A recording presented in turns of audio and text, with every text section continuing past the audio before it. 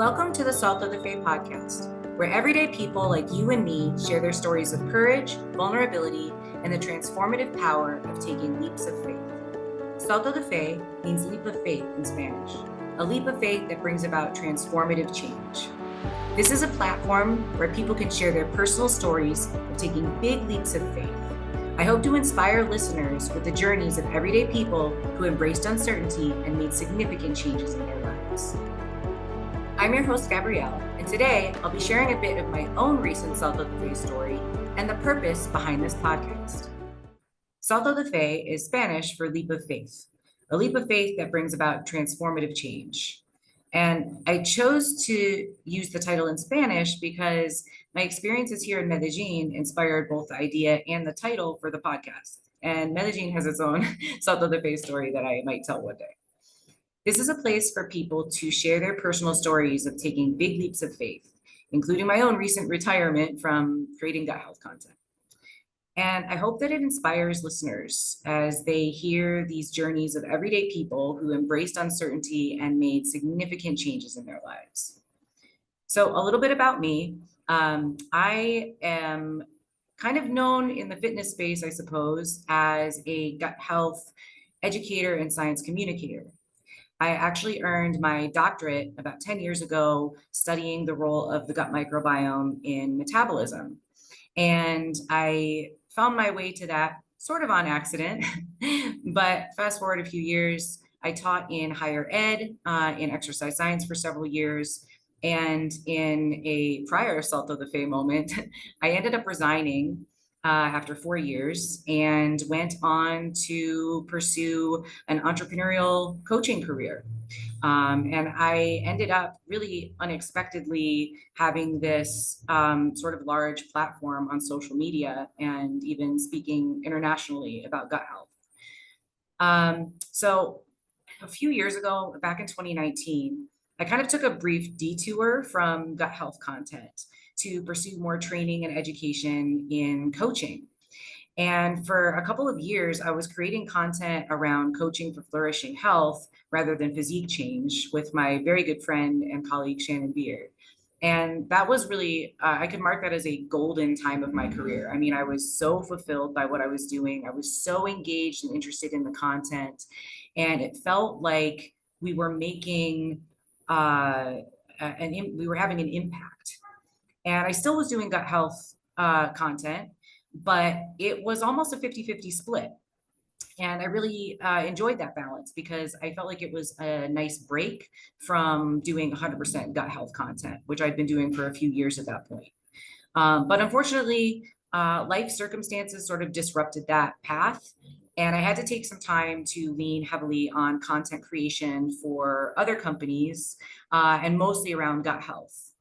And even though the topic of gut health isn't what really fires me up, it's not my main passion, I motivated myself by leaning on my passion for helping others and reducing suffering. So that was the goal for my gut health content. And recently, in the past couple of months, I actually separated my gut health and non-gut health content to give myself some more space to be creative on my more personal, professional page, Vitamin PhD. And it helped somewhat, but I still felt like I was sort of beholden to creating gut health content. I felt like that's what people expected from me. And that's where I'm most formally educated. And so I was also limiting myself to creating gut health content, even though I wasn't really feeling passionate about it at this point. But I had been creating a lot of free content in the last several years. I was on probably hundreds of podcasts, created hundreds of Instagram posts and dozens of reels. And, certainly I also provided webinars and things like that. But I started to realize that I wasn't going to be able to sustain that ecosystem of content creation. And I had so much content that I built up over the years. And I had and still have a really large and fantastically supportive audience and community. So while I was trying to get my marketing ecosystem organized, I started working with a project manager, and we decided that it did seem sensible and lucrative to build on my existing content with a course. And of course, even more important than that, it would meet a really important need in the industry by addressing the serious issues with harmful gut health pseudoscience that is just so pervasive. So I took a little salto de fe there. I took a little leap of faith there, and really I focused all of my resources on building the course. I hired a couple of professionals to help, and I stepped back from other potential sources of income because producing the course was taking up so much bandwidth. It was almost like it was like a little Hail Mary. That's another way of saying it. I thought, okay, this is, I'm pouring a lot into this. I don't know how it's gonna turn out. And as it turned out, almost no one enrolled. I was like, oh, I had a rough couple of days, to be honest. I mean, when you put so much time and energy and effort into something, even if you're not specifically attached to an outcome, you still have hope. You still definitely get your hopes up. So I took a couple of days to just feel bummed about it and kind of do an autopsy on it, like what might have gone wrong and where I wanted to go next. Because I didn't want to get stuck in that sunk cost fallacy. I put so much time and effort into it, I have to keep going. I've learned that the hard way. So in hindsight, what I believe occurred is that I do indeed have a really supportive community. But the members of the community that knew that this course was so important and so needed weren't actually the ones that needed or would necessarily utilize the information because they were already knowledgeable. They already were aware of the problem of gut health pseudoscience, and they weren't really providing gut health coaching. And I realized as I was starting to look more into expanding my audience, like going on LinkedIn, the gut health coaches, the folks that I thought would really need and want this resource, were more in the functional and alternative medicine space. And they aren't necessarily interested in the type of content that the course was going to provide. So I thought that I had an audience of folks that would, utilize the course, but we were all on the same page. Like, yeah, this is really important for the industry. But like none of us are actually doing the stuff that's problematic anyway. So that was my post failed launch autopsy. And I'm okay with it. It was definitely a learning experience, and I came away with skills that I didn't have before, especially when it comes to marketing and getting organized and even using the website that I use as a platform. So I don't view that as a failure by any means. It was an opportunity to reflect and learn. And it was also an opportunity to step back from creating gut health content, which I've been wanting to do for a long, long time, and pass the torch. I am a huge fan of Carl Sagan, and he was a prolific and exemplary science communicator. And I like to imagine that Carl Sagan would not want to have like a monopoly on science communication because he would be aware of the danger of becoming the one person, that sole authority. And I certainly don't want to be that to anyone. I want to be met with healthy skepticism. I want to ensure that other people in the gut health space are able to provide their own evidence-based perspectives and interpretations of the data, because I am still just a human being and I'm fallible and I'm prone to biases. And so it felt like the universe granted me this, hey, you know what? No one enrolled. So you're not gonna like upset any students. Like this is your chance. This is your out. So that's what I did. I decided after several days that I would formally announce a retirement from creating gut health content. Both in part because obviously my platforms are going to change a lot, and I want people to be aware of that. And also because I want people to know that if they are coming to me for gut health content, or podcasts or speaking engagement, I am honored and I sincerely appreciate it. But I will be referring them out to other qualified professionals. And it felt like just a huge relief. It was something that I'd been wanting to do for so long, and I held back for so many reasons, that I'll go into on a future podcast. But this is my post little Salto de Fe, big Salto de Fe, because I have retired from creating the content that gave me the platform that I have. And I realized that there's a risk there, because that's kind of what I was known for a long time.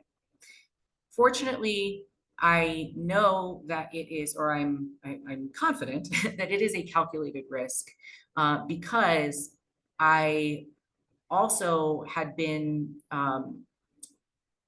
communicating effectively about other topics related to coaching, the comprehensive coaching framework, intentional eating, non-weight, non-physique focused forms of coaching.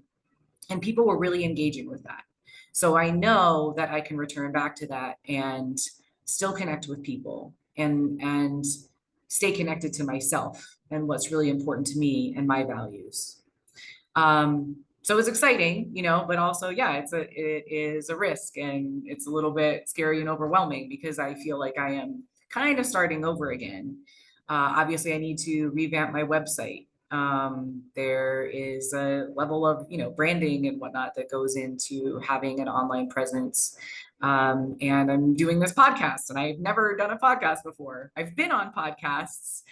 So I'm kind of like, I've seen people do this before. I'm sure I can figure it out. And creating a new coaching ecosystem, coming up with a system that will allow me to connect with people and help them in different ways, and hopefully help them with their own leaps of faith, with their own saltos de fe. So there are going to be challenges ahead, of course. I feel super, super creative right now. And if you've ever heard of Seth Godin, he wrote a book called The Dip. And The Dip is about the spot that you reach after you get past that, like, oh, I'm so inspired, I'm so motivated, I'm so excited. And then the work starts. And then you're like, oh, this is a grind. And the dip can feel like a cul-de-sac sometimes. But the difference is that with a cul-de-sac, you're grinding away, but you're not going anywhere new. The scenery doesn't change. Whereas with the dip, the scenery changes. You're going to end up somewhere different eventually. So I know that that's ahead of me. And right now I just have kind of a rough outline of how I think I want things to go. And I'm sure that that will change in time. And so I will just need to stay flexible and open-minded and continue to check in with myself. Because one thing that I also realized as a result of this failed launch is that I kind of lost track of myself. I definitely took a side quest, a detour. I wasn't really intentional. I mean, I wasn't really intending to create a course. I started that process as with a need to just get organized in my marketing. And then I ended up like, oh, I'm now like, up to my neck creating this course. How did this happen? So that's a little bit about how I got here. I actually was going to just vlog a little bit about my journey, but because of just recent interesting conversations that I've had, I thought, the universe seems to be sending me some interesting signals and stories from other people who have taken these leaps of faith. And I haven't really heard other people talk about this, and to talk about it like with others who are normal everyday people and not, like super rich entrepreneurs, or to talk about it in a non-business format. So yeah, I took a leap of faith with my business, but I've worked with clients who've taken leaps of faith with their personal lives, with their with traveling, with stepping away from chronic dieting. So there are so many avenues in our lives. There are so many ways in which we can take these leaps, and we deserve to share those stories, even if we're not, millionaire entrepreneurs.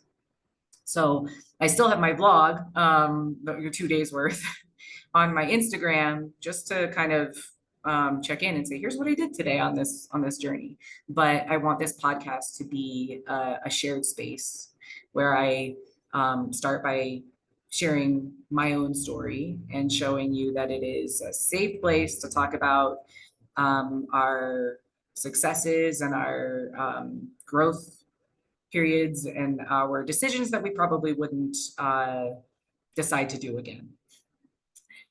And I want to end this podcast with a little bit of a self-exploration and some practical takeaways.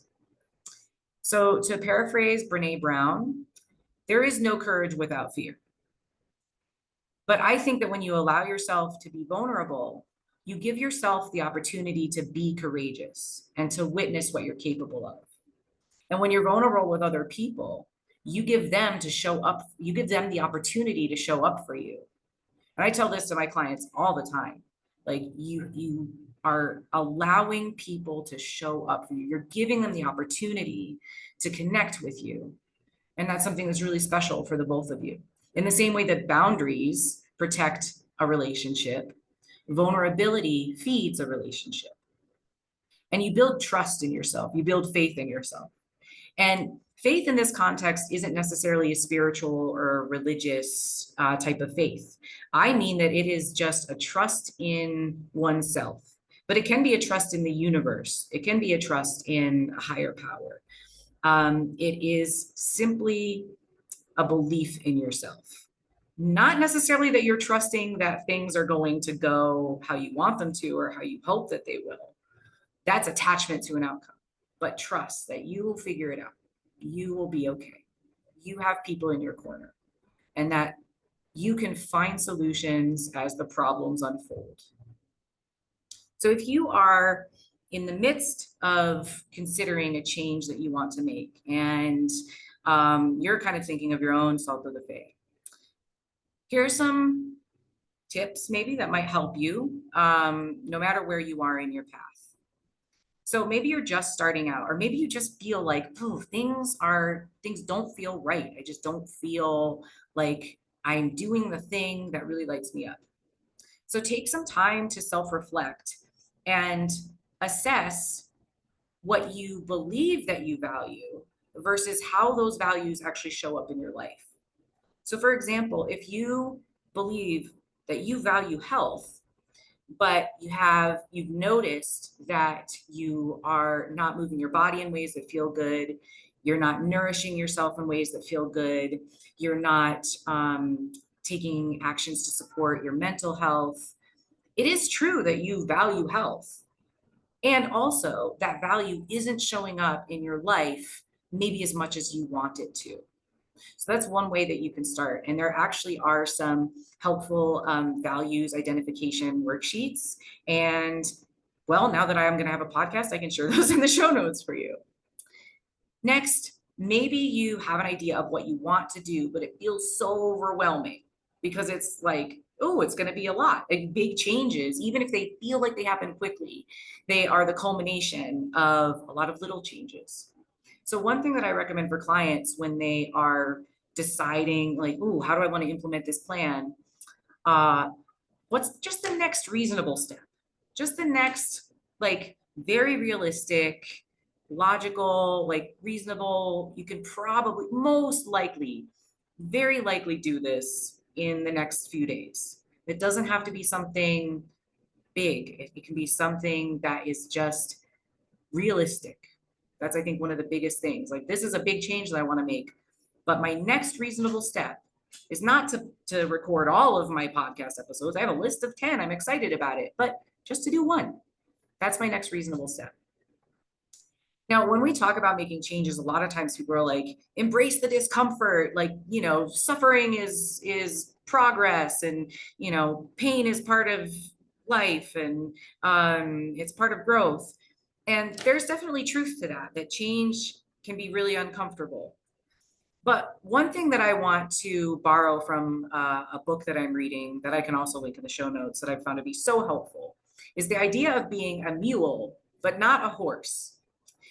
So a horse is, and both of these can be work animals, but a horse can work itself into severe injury, or even death.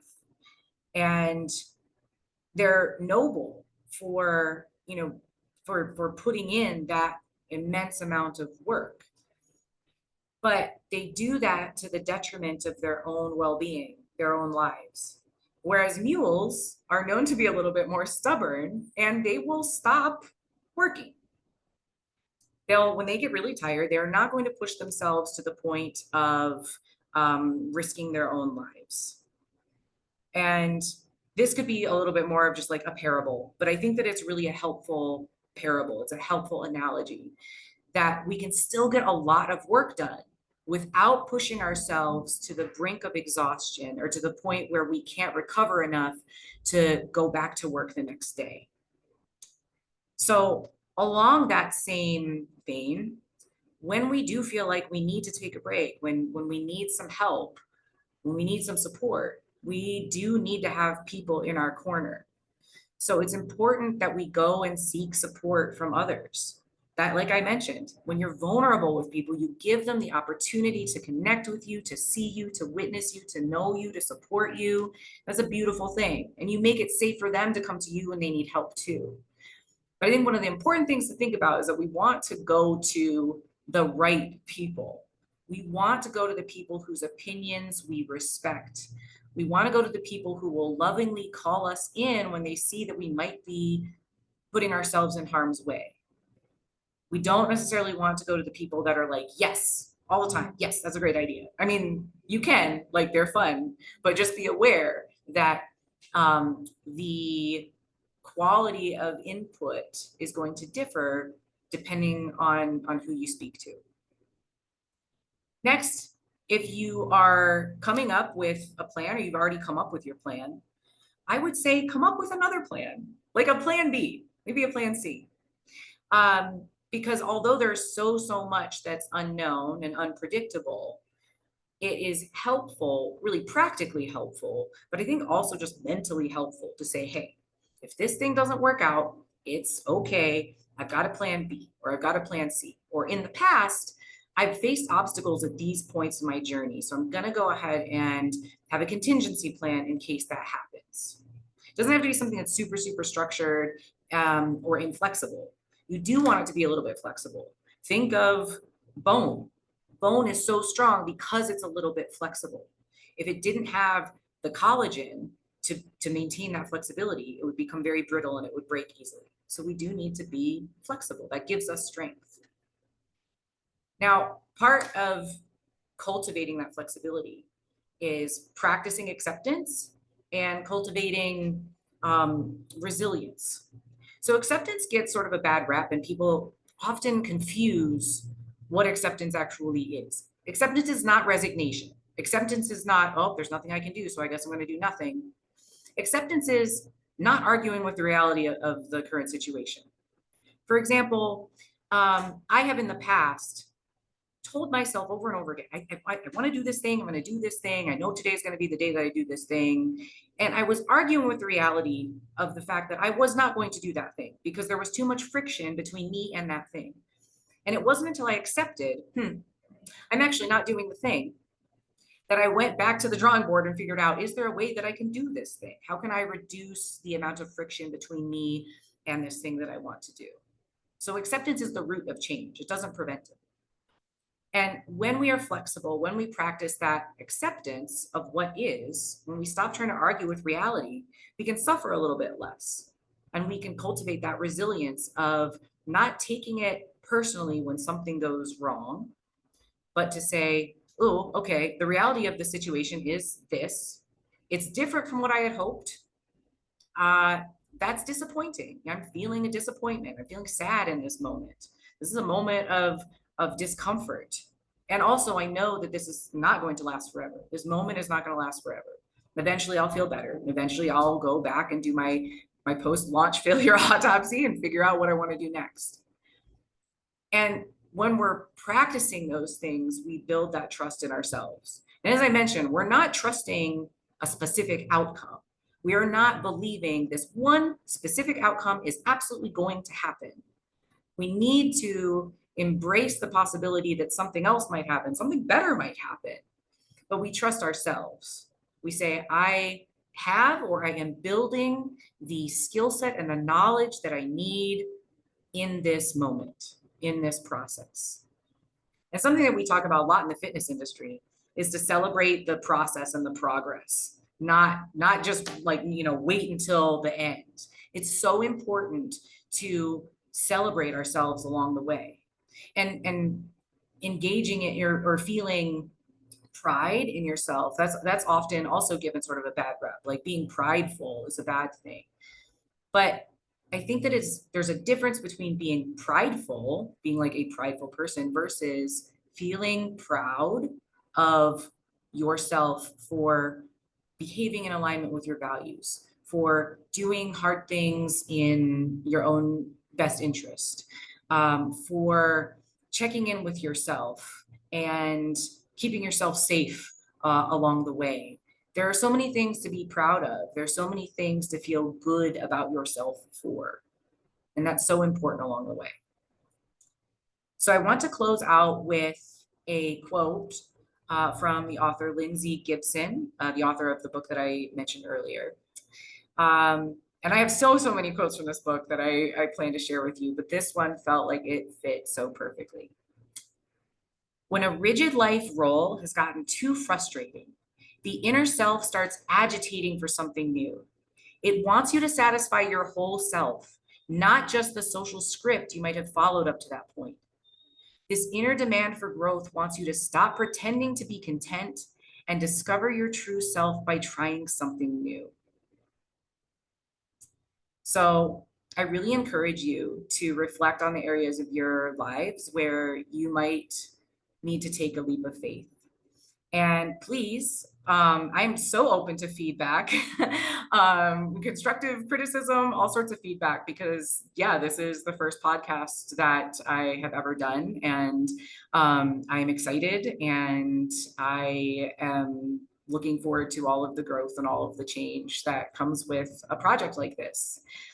You can find me on Instagram at Vitamin PhD. And I also just created an Instagram page specifically for this podcast. It's Salto de Fe Pod.